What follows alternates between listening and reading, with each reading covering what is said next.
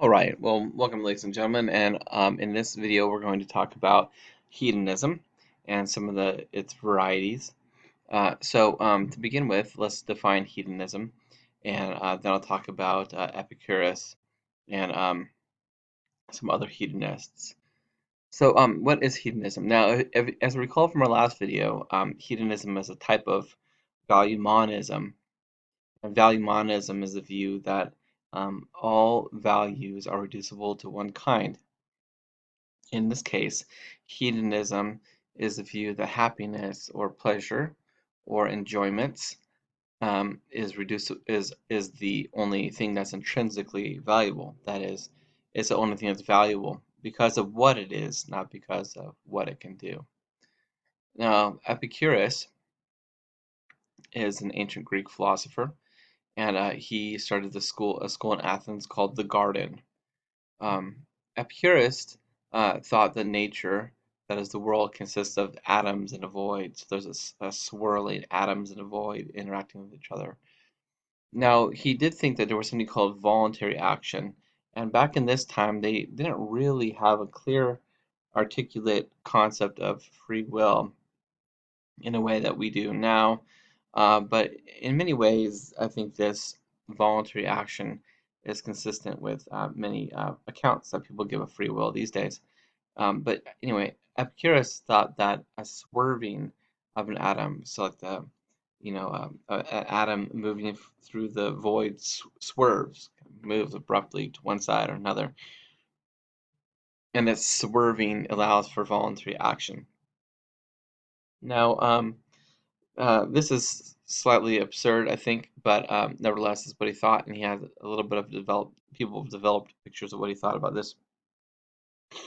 But free will or voluntary action, it seems to be pretty important for moral responsibility. It seems as if people don't have, people aren't in control of their own actions or aren't the cause of their own actions, then it's very difficult, at least, to explain how they can be morally responsible. So this voluntary action is key in any moral theory, most moral theories. Next, he is very anti-religious. He thought it was very important to get rid of the idea of gods or the afterlife in order to have a valuable life here. And we'll talk about that momentarily. Epicurus thought that the highest and only intrinsic good is pleasure. And this is really what makes Epicurus a clear hedonist. He says pleasure is our only natural goal. That is, our whole entire goal of life, the whole purpose of life is attaining pleasure. Now, if you've identified your natural value, that is a natural good, if it has an opposite, then that opposite is going to be the bad or evil. And here, pleasure does seem to have an opposite, and that would be pain. So pain then is the only evil. Pleasure good, pain bad, right? This is hedonism in this case. Every action aims at the production of pleasure and the avoidance of pain. And so when you're going through your day-to-day life, you come upon a scenario, and in that scenario, Epicurus thought your goal is to maximize pleasure and minimize pain. What is pleasure? He thinks pleasure is the feeling that obtains when your appetites are fulfilled. Now, what do we mean by appetites here? Well, appetites say for friendship. I have a need of friendship. I have an appetite for food. So they're like desires. So in some ways, when you have these desires and these desires are fulfilled, then what results is the pleasure.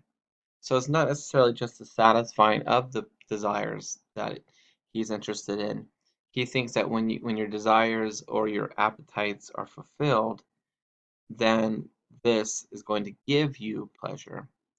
Appetites for him are also a little bit more than just desires.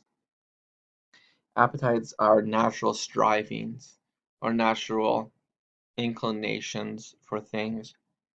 And this would be um, things such as eating, drinking, these are going to be natural appetites. Friendship, like I mentioned, love, companionship, these types of things. When these are fulfilled, then your life goes well. Now, there's another type of hedonist, and this is Aristippus. And there I have the pronunciation for you because it can be kind of tricky. Now, Aristippus was should be contrasted to Epicurus because Aristippus thought that what the goal of life was is to produce pleasure, and he means when he uses the word hedone, um, that is pleasure. So his kind of hedonism is more akin to the word or the referent other word that we use now. So nowadays, when people say, "Oh, that guy's a hedonist," what people tend to mean, not that people say it very often, but when they do, what they tend to mean is that the person likes to drink and sleep around and enjoys the base pleasures of life. Not that um, sleeping or have sex and drinking alcohol are wrong in any way, but they're definitely not the goal. They don't seem to be the apex of a moral life. But for Aristippus, though, they are. The goal of life is pleasure and and engaging in anything that gives you this type of pleasure. Epicurus thought that Aristippus's hedonism was completely wrong. He thought that the views that Aristippus was presenting were self-defeating. So why would he think this kind of thing? So why would it be that engaging in drinking lots of alcohol, having lots of sex with whomever you would like, beating people up for fun, doing anything that can give you pleasure, or even the smaller things as well, right? Like engaging in a loving relationship, um, having lots of friends, right? Going out and having loud, boisterous parties. So why would the anything goes kind of hedonism, or the almost anything goes kind of hedonism be self-defeating? The reason is because think of the person who only looks after his own pleasure. Think of the person who's only interested in engaging in loud, boisterous, wild pleasures. Or the person who thinks that anything goes is okay.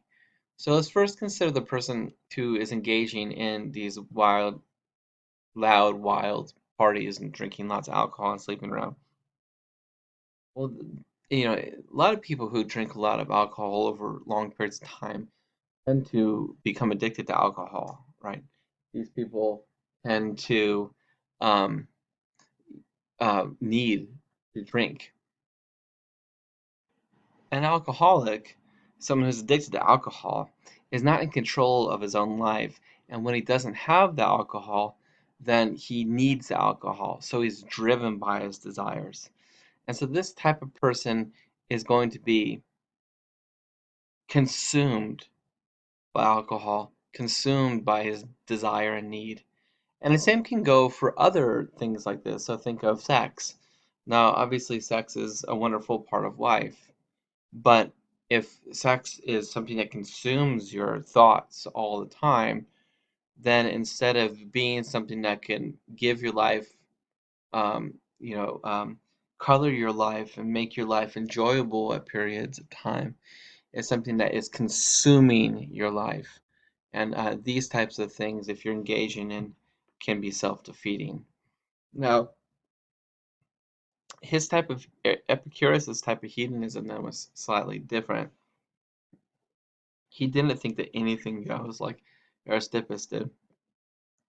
He thought rather that pleasures become secure when we have a simple way of life that satisfies only our natural and necessary desires with the support of like-minded friends. And so he claims further, all of the greatest things which wisdom acquires to produce the blessedness of the complete life, far the greatest is a possession of friendship. So certainly, Epicurus doesn't think that having sex or drinking alcohol is wrong. Clearly not. But what he thinks is that life should be one where your natural desires are fulfilled, but they shouldn't be taking over your mind. They shouldn't be taking possession of you. Rather, the pleasurable life is one where your natural desires are met and we have the support of like-minded friends and the possession of friendship and gives you a blessedness in life. So it's a temperance. So he believes in temperance of fulfilling desires. He doesn't think that, if you have a desire for drink, for alcohol, then you should always be getting drunk, right? You should always be drinking more and more and more and more because this defeats the pleasure. It will alienate your friends. It will make you only interested in being drunk. So that's not good, right? That is not a simple way of life. He believes in this simple enjoyment way of life where you're not in need of anything, and at the same time you're not consumed by anything. And in this, when you have this simple enjoyable life paired with good friends, then this is hedone for him. This is pleasure. He also thinks that pleasures of the mind are very important. So he claims that pleasures of the mind are perhaps the greatest, highest of the pleasurable activities. In other occupations, the fruit comes painfully after completion, but in philosophy, pleasure goes hand in hand with knowledge. So sometimes you have to do things and it's very painful, right? But at least for Epicurus, he thought that um, pleasure um, pleasure comes along when you're doing philosophy. Pleasure comes along with doing philosophy. So as I'm thinking through a problem that's bothering me, it's pleasurable to go through this motion, right? If I'm thinking through a philosophical question that is consuming me or that is bothering me, then the part of the loveliness of the life of the mind is engaging in the thought process itself. And so this is one of his simple enjoyments that he think is one of the higher ones because it engages the mind and the activity of acquiring the knowledge is pleasurable. So you have two things that are pleasurable here: having the knowledge, and then the means or the process by which you do obtain the knowledge. And in philosophy, he thinks is the process by which you gain knowledge. For him, though, philosophy wasn't the type of academic discipline that it is today in universities. Philosophy for him could include things like mathematics and science and different things. He goes on, he says, because philosophy is perhaps the highest pleasure, he argues, let no one young delay in studying philosophy, nor when he is old grow weary of the study, for no one can come too early or too late to secure the health of his soul.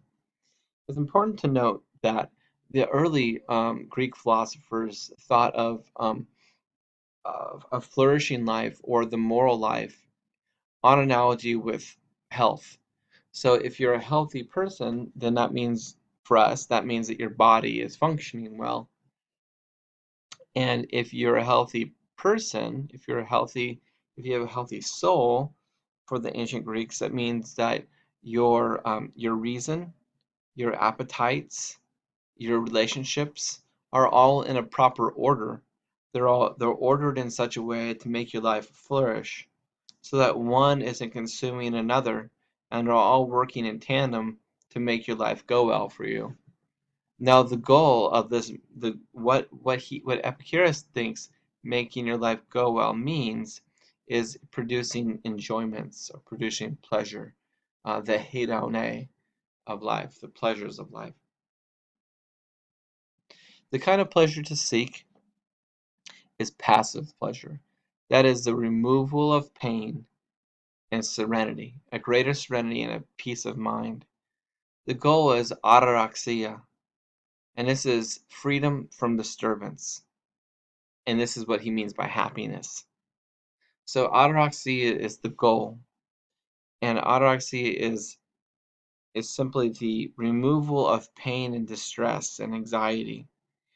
And when you remove pain, distress, and anxiety, what comes to your life is a life that's full of simple, pure enjoyments, a life of tranquility and peace of mind and of serenity. And this, he thinks, is hedone. Hedonism, pleasure, is happiness, and ataraxia is freedom from the removal of happiness. Ataraxia, then, is a removal of pain, which is pleasure. So if you have no pain, then what you might not think to yourself that I have pleasure, that I'm being very pleased, that I'm being having like a lot of pleasure, like if pleasure like if you ate something really tasty, or you just had a really fun conversation with someone, or you had a glass of wine or something. Not pleasure like that, but enjoyments, peacefulness, tranquility. These are the goals. This is the type of enjoyments that he has in mind here. So how do we do this then? Well, he thinks the way you do this is to eliminate two sources of pain of human life. One, the fear of the gods, and two, the fear of death. To get rid of false beliefs, um, we should we have to get rid of false beliefs rather, and to do this, we should think through and accept materialism, atomism.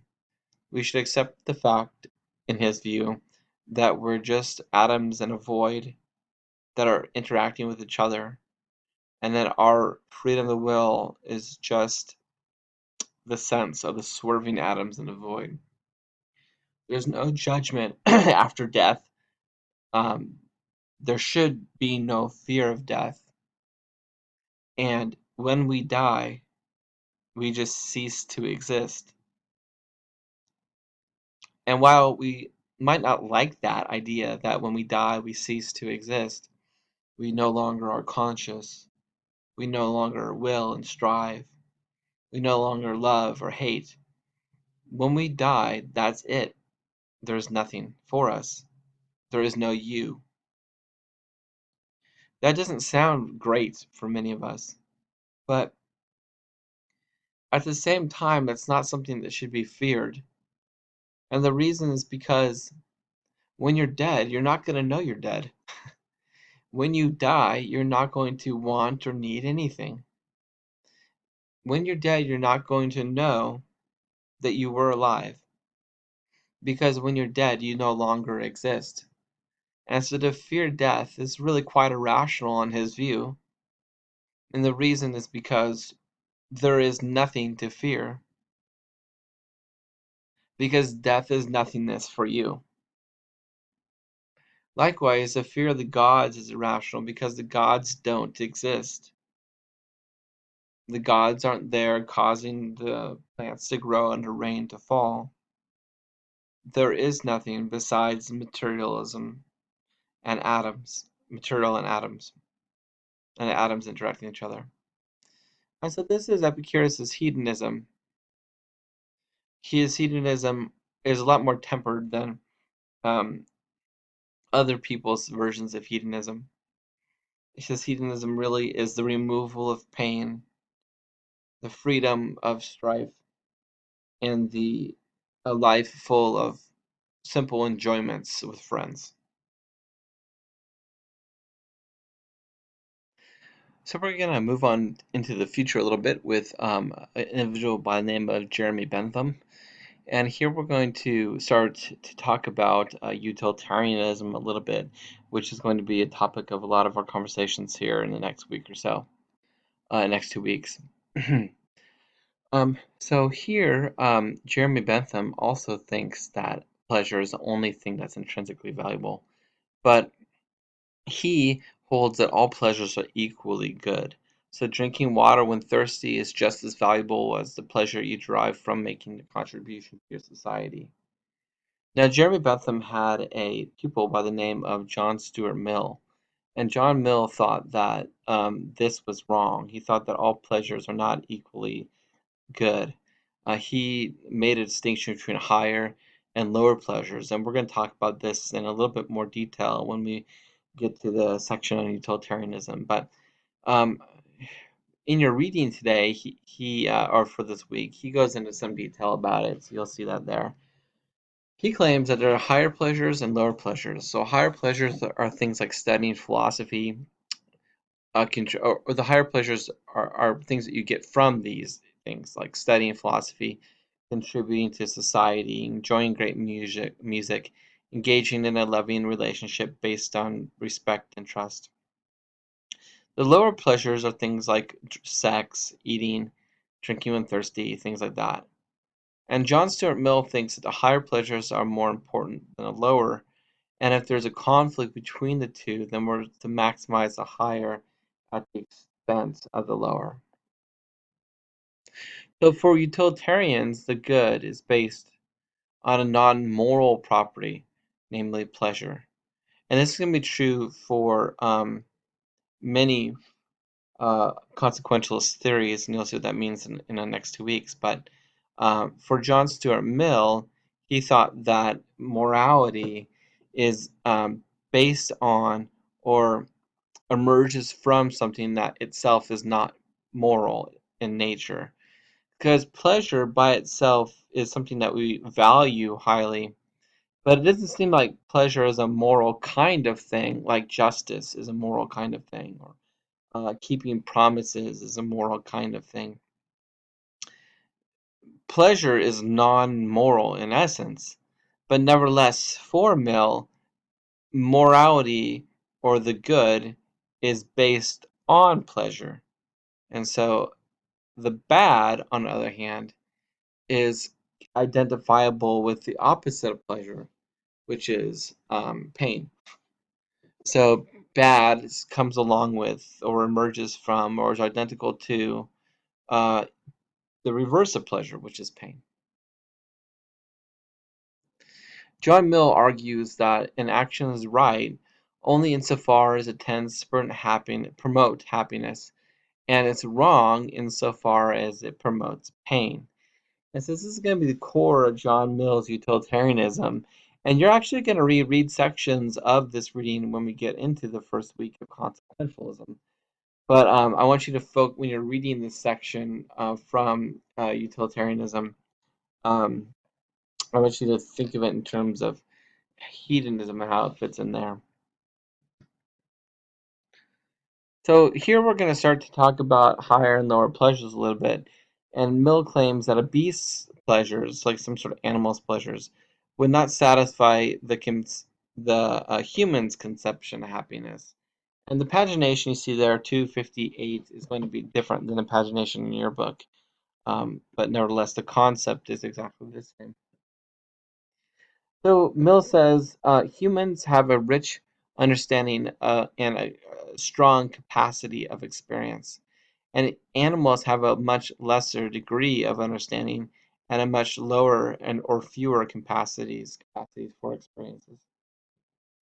Our cognitive and other capabilities include imagination, moral sentiment, pleasures of the mind, and once we're aware of these pleasures, we will not be satisfied only with the animal pleasures. And so here Mill is trying to say, look, trying to give you a reason for why the higher pleasures are better than the lower pleasures. And you'll see how this comes out here shortly. So Mill wants to say, look, can quantity of lower pleasures make up for the quality? And he doesn't think so. He thinks it's absurd to say that We can have lots of lower pleasures, and this will make up for any of the higher pleasures. He thinks there's gradations of pleasure, but how can we tell which pleasures are better than the other ones? And he claims that we can tell, in this case, when considering two pleasures, if one is consistently derived from the other, and two, if one is desired even if attaining it brings about distress, and is desired over the other in any amount, then this one is of superior value. And Mill thinks that the higher pleasures are of this kind, but contributing to society is going to bring along with it some pain or distress, right? You're going to have some pushback, you're going to have to do a lot of work, but the happiness that's going to be obtained through contributing to society is going to be a much superior value than just say like drinking alcohol or having sex or something like that. That's a higher quality of pleasure, and you're going to consistently desire these higher pleasures in abundance over the lower ones. But this isn't always the case, right? There are some people acquainted with the life of the mind that prefer the lower pleasures. But no one would trade their lot in a life with an animal. No intelligent person would do so with the life of a fool. No person of conscience would trade their lot in life with a morally corrupt person, even if they were convinced that these would make their existence more pleasurable overall. Mill's point here is that look, the lower pleasures are the ones that we can share with the animals. The higher pleasures are the ones that are more fitting to human nature. And so you can look around, say you see someone who is very unintelligent, and imagine you're very intelligent. Well, you want to exchange your intellect with them, even if it meant that your life would be a little bit more pleasurable overall. No one, you wouldn't want to become like a pig or something, like an animal, if it meant your life was more pleasurable overall. But if at the same time meant you couldn't have all your human capacities and all the lovely things that would go along with it. The lower creatures don't have a full understanding of the world, he says. We have a much greater appreciation for the complexities of the world. We know that some things are grand, but there are things that are much better. We know that some things are painful, but worth pursuing because they will give us something more pleasurable in the end. We can know these types of things, but the lower creatures do not. He claims, though, that the gradation and comprehension of the larger picture of happiness is one thing that distinguishes us from the crude animals. So we understand there's a gradation uh, of happiness, and we can comprehend that there's a larger picture of the world out there, and different kinds of happinesses can be obtained in different ways. Animals don't see this, right? Um, and this is one thing that distinguishes us from animals. So humans also, he claims, have dignity, and he says it's better to be a human dissatisfied than a pig satisfied. But why do some prefer the higher to the lower to the higher? Well, he claims that these people have become base and they cannot appreciate the higher things any longer. The noble preference of the higher to the lower is fragile. And so you can have at one time someone who enjoys the higher pleasures over the lower pleasures, but this type of grasp upon this grander view of picture and as a proper appreciation for your own nature is something that can be fragile, something that can be taken down. And some prefer the lower pleasures because he claims hostile influences or lack of access or need of sustenance can squelch the noble preference. A person may not have access to them because lack of access.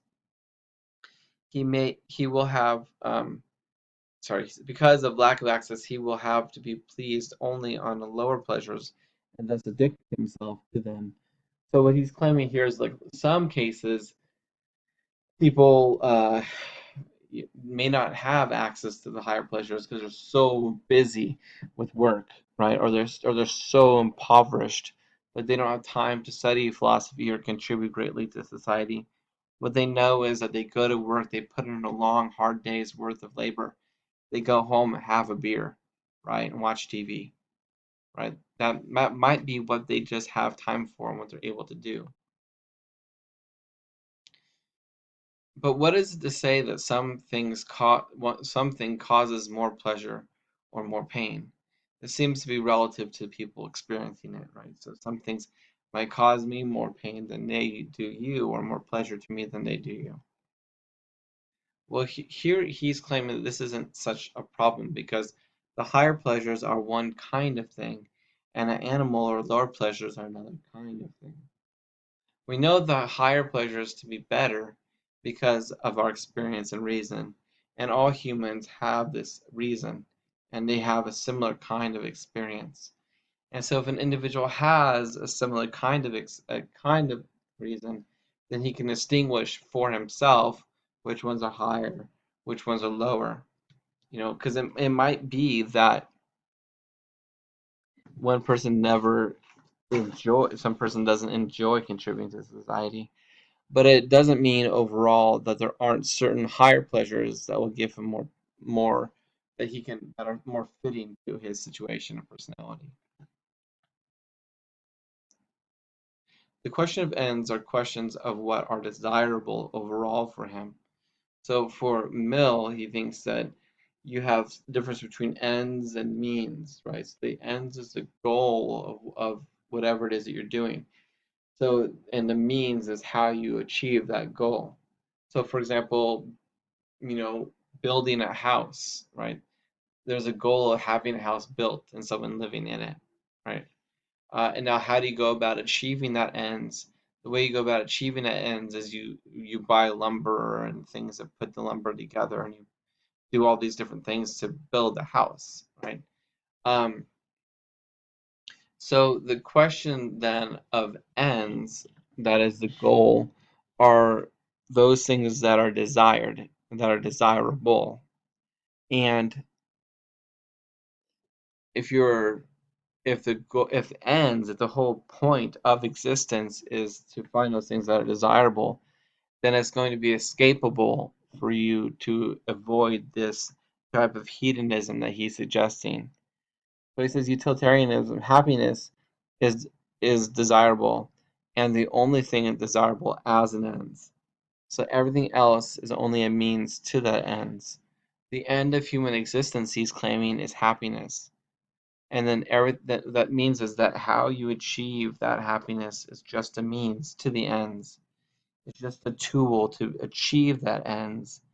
And it means that everything else in the world is merely a tool, is merely an instrumental value to promote or produce happiness in your life.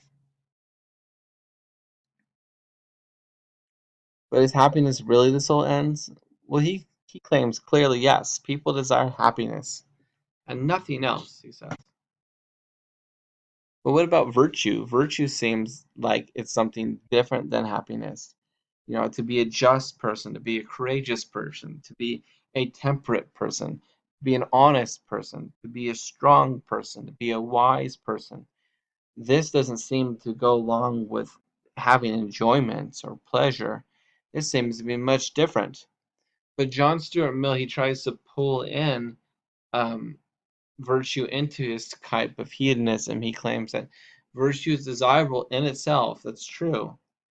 Let me point something out to you here, bring you back to our discussion of monism and pluralism.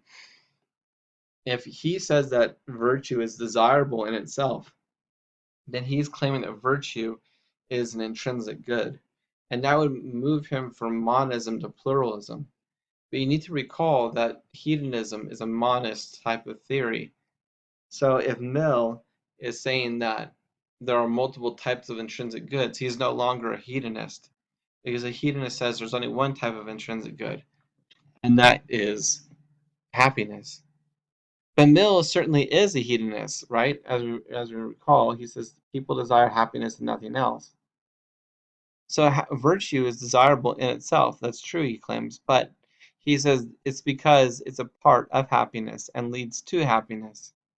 So he tries to incorporate virtue as a kind of happiness in someone's life. He says there are these things called acquired desires, like money, life, virtue are principal ingredients in the happy life.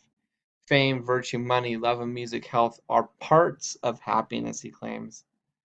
The process of attaining them is part of happiness as well. And in this way, no different from desiring of happiness itself. And so it costs you pain to acquire these desires or acquire these things, but when you're acquiring these things, this is acquiring happiness. He says life would be a poor thing, very ill provided with a source of happiness, if by which things originally indifferent but conducive to or otherwise associated with the satisfaction of our primitive desires became or become in themselves sources of pleasures and valuable than the primitive pleasures, but in a primacy in the space of human existence that they are capable of covering and even in intensity.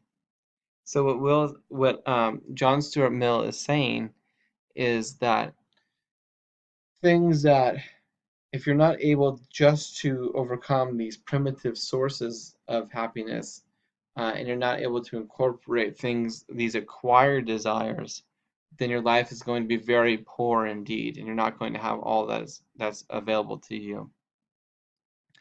So he says that virtue is an acquired desire. It's bad at first, right, to acquire these things. It's hard work, but it was done to promote happiness.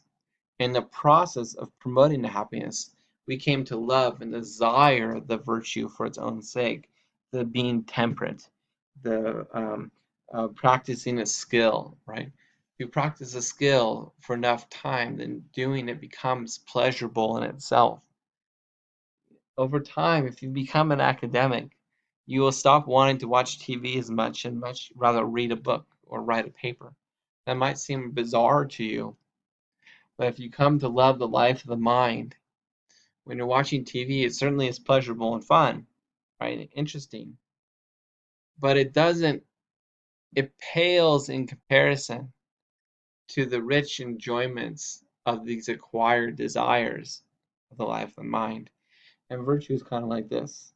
It's hard to acquire it, but in acquiring it, you now love it, and in and of itself, it is pleasurable. Pleasure and pain are often together, he says. Pleasure is felt, the degree of virtue attained. So the degree to which you attain a virtue is the degree of pleasure to which you get it. And pain in not having attained more, that is when virtue is considered a part of good. So he says, pleasure and pain are often together. Pleasure is felt to the degree of virtue attained. So the amount of virtue I've attained is the amount of pleasure I will have. The amount of pain I will have is the amount um, of virtue I have not obtained that I could have obtained otherwise. And so pain and pleasure then can be construed on the scale of virtue and vice. Pleasure can be talked about in terms of virtues, vice can be talked about in terms of pains. The amount of vice I have is the amount of pain I have. The amount of virtue I have is the amount of pleasure I have. And he brings this together. He says, look, it seems as if virtue is different than pleasure, but it is not. There is no reality except for happiness itself. There is, in reality, nothing desired except for happiness.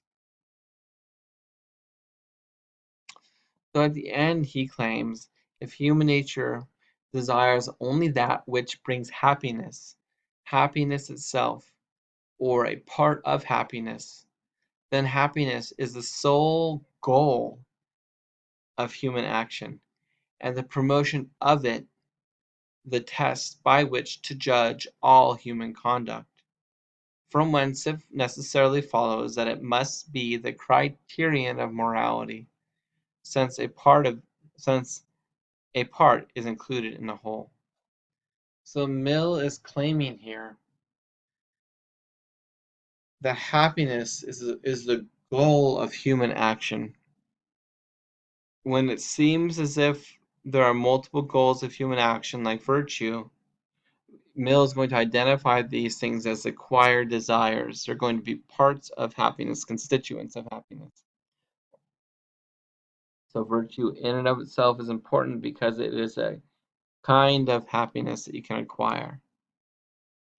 And if happiness is the goal of humanity, that's the whole purpose of humanity.